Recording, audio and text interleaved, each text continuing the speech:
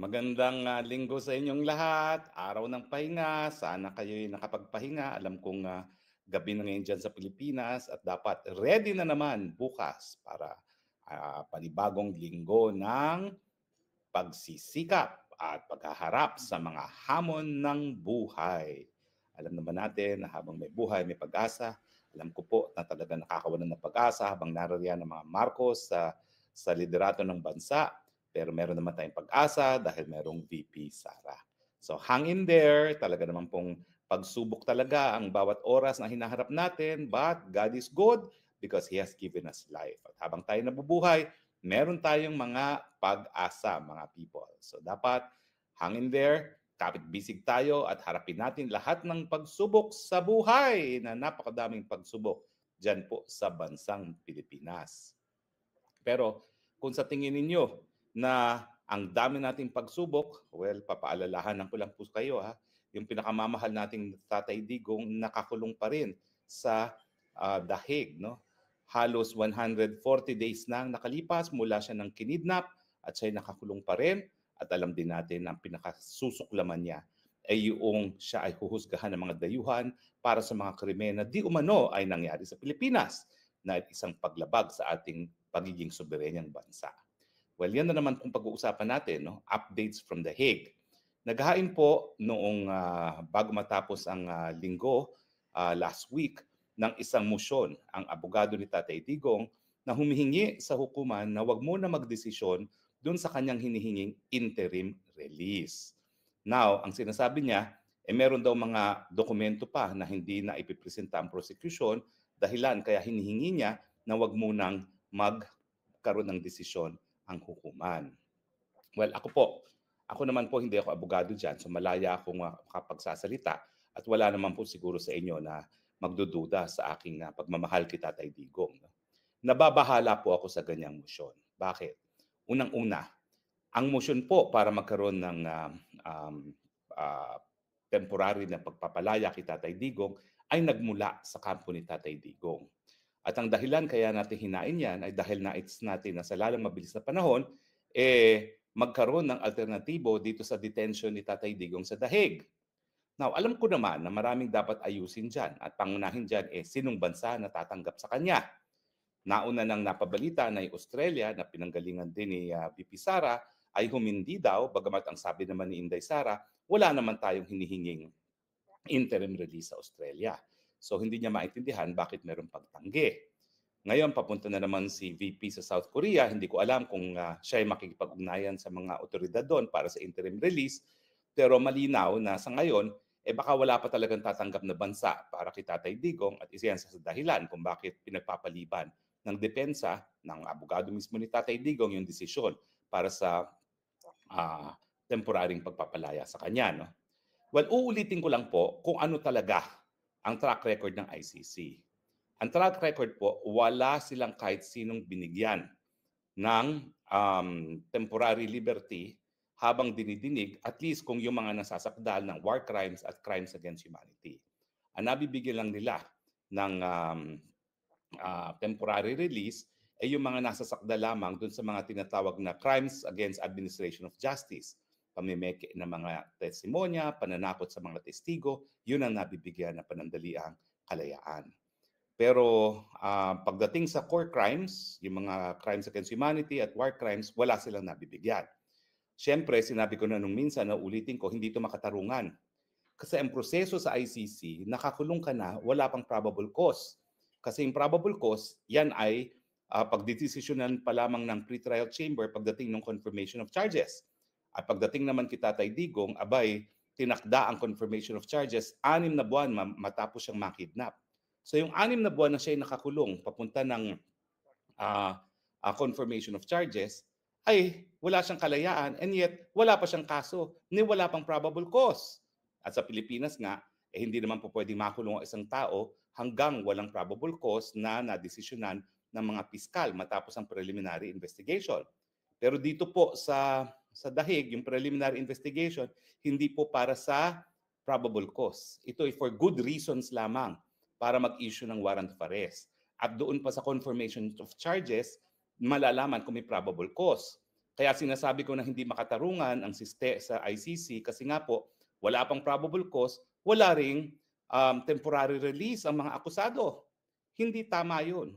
Kung wala pang probable cause, dapat wala munang nakakulong. Dapat yan, bigyan sila lahat ng temporary liberty kasi wala pa namang probable cause laban sa kanila. No? Pero ang siste talaga, nasa lungat sa siste ng mga naunang UN tribunals for the former Yugoslavia at saka para sa Rwanda, itong ICC hindi nagbibigay ng provisional release. Kaya lang tayo maasa na mabibigyan si Tatay Digong ng panandaliang kalayaan ay dahil siya yung kauna-unahang 80 anyos na nasasakdal dito sa ICC na meron pang kung ano-anong mga sakit. No? At sa tingin ko, sapat na dahil naman yan para siya ay mabigyan ng temporary release. Pero ang abogado ngayon ni Tatay Digong nagsasabi mukhang hindi sapat na dahilan yung kanyang edad at saka yung kanyang kalusugan. At meron pa daw mga ebidensya, mga dokumento na inaantay na dapat ipresenta ng prosecution para madesisyon ng korte yung issue nga ng temporary release. Hindi ko alam kung ano yung mga dokumentong yan. Pero in the first place, tayo humingi niyan. Kampo ni Tatay Digong humingi. Bakit tayo rin ang magiging dahilan para isang tabi ang desisyon dito sa temporary release? Well, syempre, isa lang ang naiisip ko kaya ginawa ito ng mga abogado na hindi mapagbibigyan ang temporary release na hinihingi natin. Pero sinasabi ko naman talaga ang track record ng ICC, hindi yan nagbibigay ng temporary release. So, hindi naman natin siya sisisihin kung hindi mabibigyan yan kasi pag lumala rin ang mga health issues ni Tatay Digong, yung minsan na hindi napagbigyan ang temporary release ay hindi naman po yan balakid para later on kung mayroong mga bagong circumstance, mabigyan siya ng temporary release. Ang sinasabi ko lang, medyo nahehelo ako sa strategiya kung meron man yung depensa ni Tatay Digong kasi siya humingi, siya rin ang nagsabing huwag magdesisyon.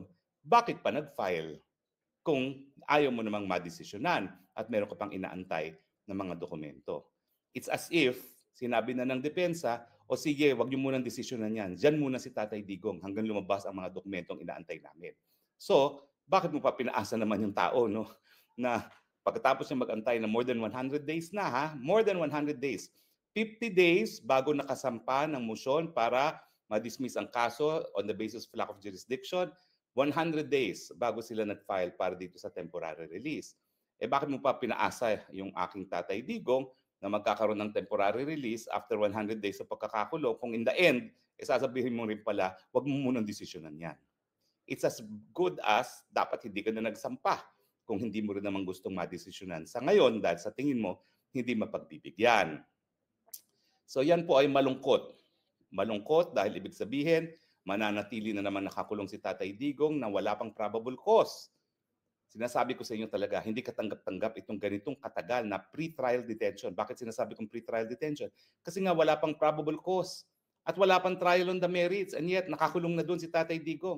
At hindi gaya ng ibang mga preso na pwedeng bisitahin ng mga kaibigan, abay ang dalaw ni Tatay Digong ay tanging pamilya lamang. Bakit? Ano ang kinatatakot nila sa mga kaibigan ni Tatay Digong gaya ni Harry Roque? O di ba? Samantalang sa Muntinlupa, hindi naman family lang ang pwedeng bumisita. Meron pang pastor, meron mga pare, may mga kaibigan. Walang hadlang para siya bisitahin ng ibang tao dahil wala pa naman napapatunay ang pagkakasala ang Tatay Digong. Wala pa nga probable cause. Tapos, pagbabawalan yung bumisita ang hindi pamilya. Ewan ko ba kung ano nangyayari dito sa ICC na ito, pero hindi talaga makatarungan ng siste na wala pang probable cause, nakakulong ka na at napakatagal ng panahon na lumilipas dito nga sa tinatawag natin pre-trial detention na wala pang napapatunayang probable cause, kulong ng kulong na sa akusado. Hindi po makatarungan yan.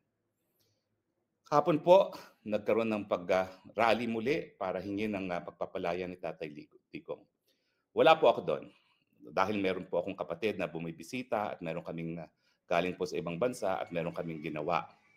Pero sa akin nga po, talaga pong ang remedyo para siya ay mapalaya, nakasalalay po yan sa legal na proseso at kung hindi po makukuha yan sa legal na proseso sa ICC, gumamit ng ibang legal na proseso. At yun naman aking minumungkahi na hindi na pagbibigyan ng pamilya. Nasa kanila po yan. Pamilya po sila.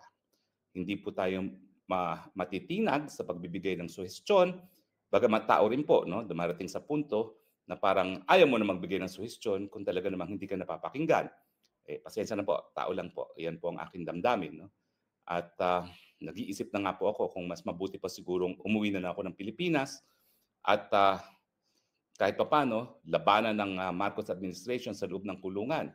Kasi sa mga pangyayari po dito sa kay Tatay Digong sa dahig, hindi ko naman po maatim na panuurin lang si Tatay Digong habang nakakulong at, walang nangyayari. Hindi po tayo nagkulang sa pagbibigay ng suhestiyon, kaya lang po hindi po tayo ang nagdedesisyon para kay Tatay Digong.